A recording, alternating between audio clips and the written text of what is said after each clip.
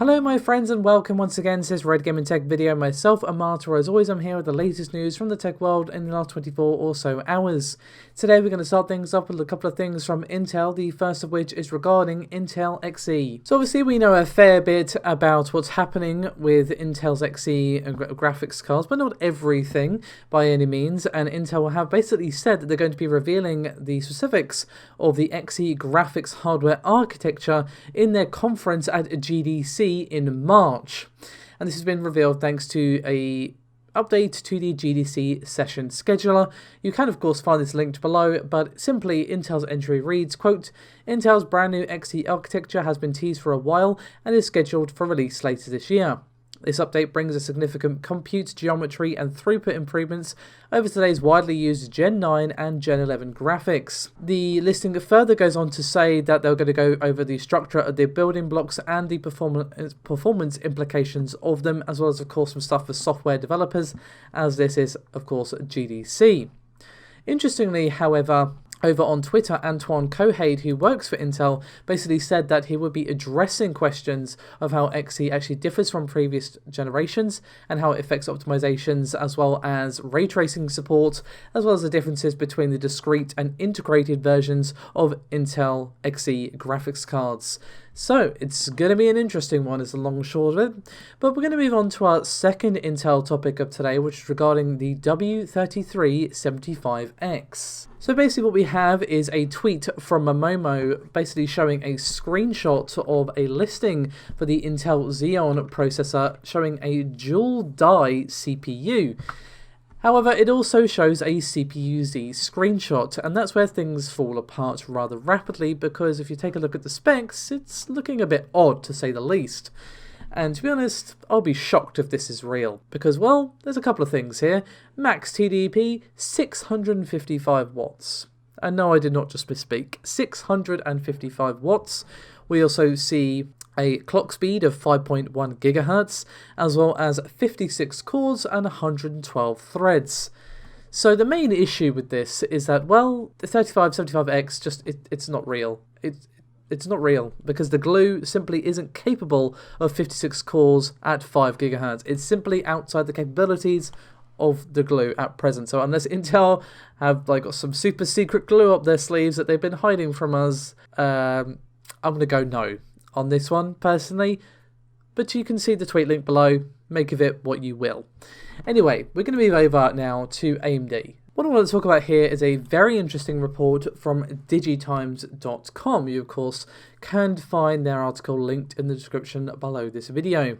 So basically what they're saying is that according to their sources, AMD are expected to have a very, very good 2020 indeed, and it's all going to be driven by Zen 3. They say that, quote, AMD's new Zen 3 architecture is expected to have a record high development projects commenced by PC makers for AMD processors. And they basically point out that, well, undoubtedly this is a lot to do with how well Ryzen has been doing, and Zen 3 does look very, very promising, but a lot of it is unsurprisingly due to Intel's shortage problems. They even say, quote, the shortage of Intel's PC processors has already prompted OEMs and brand vendors to increasingly adopt AMD CPUs in their products since 2019, and the trend will likely persist this year according to industry sources. You may recall I reported some time ago that Intel's supply issues were going to continue into this year, a significant portion into this year. So we have seen various OEMs jumping ship over to AMD just because Intel have not been able to supply them the parts that they need, and it's obviously affecting their bottom line as well. And if the issues are continuing, then obviously they're going to make the choice that makes sense for them financially while still providing a good product to their customers. However, that's not the only AMD thing I have for you today. We have some benchmarks now for Renoir. And what we have this time around is some leaked benchmarks which have appeared in the 3D Mark database, and they were spotted by Tom Apisak and Rogaine, whose names you should be very familiar with by this point. So basically we have a few benchmarks here. We're going to begin with the 3D Mark 11 one for the Ryzen 7 4800U, and as you can see on the results on screen, the 4800U is 10% faster than the i7 1065G7. The 4700U is also around 2% faster, And in physics results, the 4800U is up to 30% faster, but obviously it does have a higher frequency and a higher number of cores and threads. And if you look at the i7-10750H, it does have a 15% lead over the 4800U, but that small lead is in despite of the fact that it is significantly higher clock speed and higher TDP as well. Now, there is also a user benchmark result. Now, I know obviously they're not really worth all that much anymore, but this is a graphics result, and you can decide to dismiss this if you wish. You can find a link to the description below. But what we basically see is the 4800U features a 25% higher graphics performance and 65% higher, higher CPU performance than the Intel chip being shown, which is an Intel Iris Plus graphics chip on display here. So basically, Renoir is looking very, very promising. Of course, a lot of AMD's CES conference this year was focused on the mobile side of their Ryzen lineup, which obviously they have been fairly quiet on up until this point. So they would do a big old splurge at some point of talking about their Ryzen 4000 based laptops. They're expected, of course, the first quarter of this year. So it's definitely going to be interesting to see Ryzen 4000 being pitted against the Tiger Lake family as we move into the rest of 2020. But it's looking like it's going to be interesting for Ryzen 4000 and of course for AMD as well. But speaking of Rogame, we actually have a very interesting tweet from them regarding the RX 5600 XT. So basically what Rogame's tweet shows us is that if you crank the memory up on the 5600 XT, you see some impressive gains in performance. So we see that with a little helping hand, the 5600 XT is no slouch. We see 12 Gbps, 280 GB second, 100%, 14 Gbps 336, 106.72%, and 14.4 Gbps 345.6 GB second, and 107.5%. Now, it's tough to know what exactly to make of this in the larger scheme of things, what it means for the nitty-gritty of the specifications. There are rumours and rumblings going around that these 12 Gbps modules are just downclocked 14 Gbps modules, but that is purely speculation and rumour at this stage. I just wanted to focus on this nice find here from Rogame. So we're going to finish up today's video a little something from the console world, the first of which is regarding E3 this year. You may remember the other day I mentioned just offhand how there was rumours that Sony would not actually be making a showing at E3 2020 this year, and I said that that would actually take me a little bit by surprise. But it seems I was wrong. Sony have announced that they will be skipping E3 2020 in favour of hundreds of more smaller events across the world.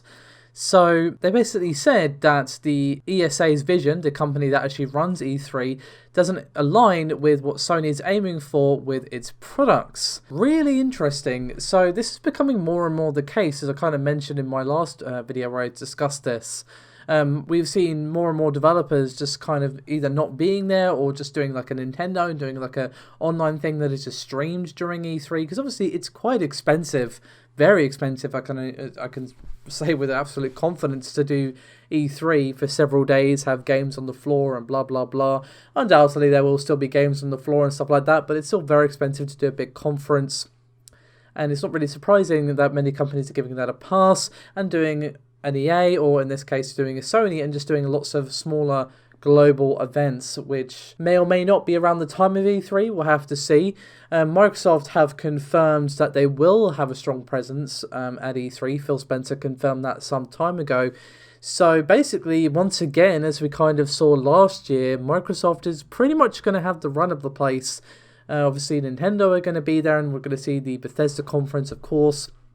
Ubisoft undoubtedly as well. Hopefully Devolver do another one. That would be great. I love Devolver's conferences. They're like the highlight of it for me in the last couple of years. But yeah, when it comes to the big lads, Microsoft pretty much will have it to themselves unless Nintendo bring out some really nice stuff like, say, I don't know, Bayonetta 3 or the new Metroid or something. But I think it's going to be Microsoft's show, basically. And Sony will maybe decide to do something around E3, around the same time as E3. We'll have to wait and see. I fully expect we will see these consoles revealed around the same time, Sony isn't just going to let Microsoft hog all the hype, as it were. I'll be shocked to not see anything from Sony around that weekend. They will just most likely just not be doing an E3. Probably just a purely online event, which is totally fair. Can't really blame Sony on that one, to be honest. Even if it did strike me as a little bit surprising, in a way, it's also understandable, given what I've already said regarding the expense of E3. So, this year is going to be an interesting one. Lots of games, so many games coming out this year. Obviously, a lot of them coming out before E3, like Doom and Cyberpunk 2077, Resident Evil 3, perhaps Elden Ring. We don't know if Elden Ring is even coming out this year. I think my money is on Elden Ring being shown at E3 at Microsoft's conference. Anyway, I'm getting completely off topic. I just want to kind of update you guys that Sony will not be at E3 this year. Anyway, that is me done for this video. Thank you so much for watching. As always, support is highly appreciated. Do remember to like and subscribe. It does help out a great deal. And I'll see you next time. Bye-bye.